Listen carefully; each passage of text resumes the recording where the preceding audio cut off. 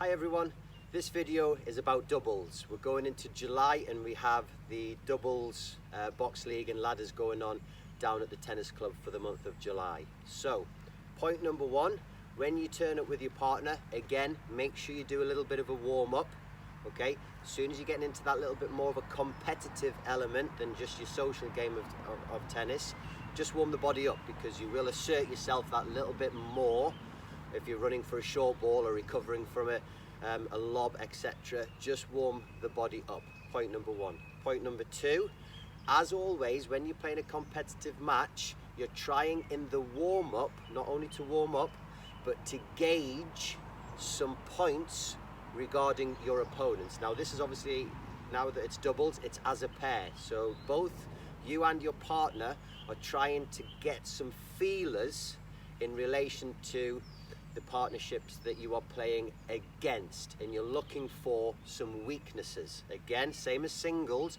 most people's weaknesses are their backhands, but again, now that we're into doubles, therefore somebody's at the net a lot more, pay particular attention to their volleys and are they comfortable at attacking and being at the net.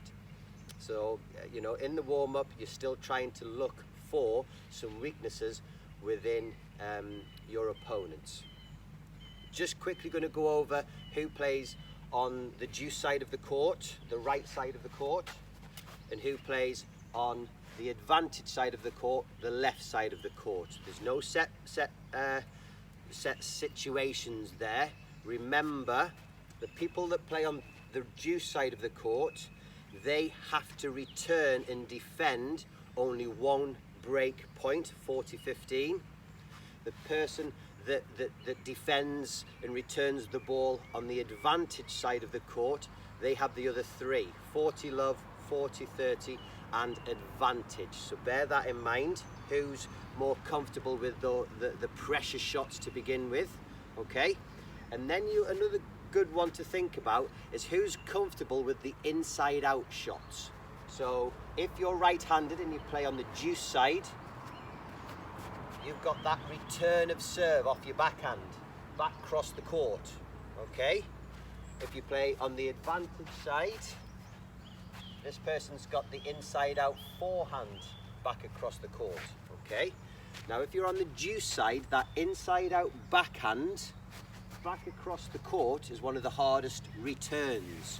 So again, something to discuss, who's comfortable with this shot here, back across the court. Okay, so if you're both right-handed, a couple of little things to think about there. The pressure points, 40-15. The pressure points, all the others, 40 love, 40-30 and advantage are all off there. But it's those inside-out shots as well that you need to discuss. Okay, so just something for you to have a discussion at the beginning of your game. So you've picked some weaknesses within your opponents. Kind of make sure you really concentrate on them. If it's their backhands, you're focusing on the backhands. Get a gauge of who you feel is maybe the weaker player, and again, the majority of your play should be towards that weaker player. But to begin with, the same as singles, your primary goal at the very beginning is now as a pair to be the most consistent players for those first 3 or 4 games, okay? Try and be the pair that make the least mistakes for those first 3 or 4 games. Warm those serves up, you know, come down 5 minutes early, 10 minutes early. If there's a court free, go practice your serves, especially. Get your partner down, get them practicing returning your serve. Do it 5 minutes each way before you meet up with your opponents and play. Get your serves in, get your returns in, get that third ball back over the net. Those 3 key shots, the serve, the return of serve, and that third ball. Get them over. That's your primary goal for the first 3 or 4 games. Get those shots in, be the most consistent pair on the court. Then once you're into the game, keep communicating with your partner, again, about how it's going. Are you winning? Or are you losing the games? So if it's 1-1, just keep going. If it's 2-2, just keep going. If you're 3 love down, are they winning 3 love by hitting winners, or are you losing 3 love because you've made too many errors? And that should then determine how you've then got to play. If you're losing because you're making too many errors, you've got to pull it back. You've got to get more balls over the net and in the court, okay? Be more consistent. Just keep the basics going, okay? If you're winning, don't change anything, just keep going, okay? But if you want to look at different tactics with regards to doubles, you've got your basic tactic, which is your serves and your returns and your cross-court shots, okay? Another tactic is to be more aggressive, okay? So if you get that shorter ball, be positive and really force yourself and your partner up the court and try and get on top of that net to get stuck into your volleys and be more forceful against your opponents at the net. If that's not working, another tactic, you don't both have to be at the net. Your partner doesn't have to be at the net if you're at the baseline. You can both be at the baseline. If the volleys aren't working, both come back. Yeah? If you find your opponents are very good at attacking and they're getting right on top of the net, stay back. Practice the lobs. Get the lobs over the net. Get them moving back. The main thing is to just keep communicating with your partner and being aware of how the game's going. Okay, and if it's going good, you're winning, don't change anything. If it's pretty close, just keep going. You know, you can, keep focus on trying to hit to your opponent's weaknesses, most people's backhands, and the weaker player on the court. If you're losing, you need to change something, okay?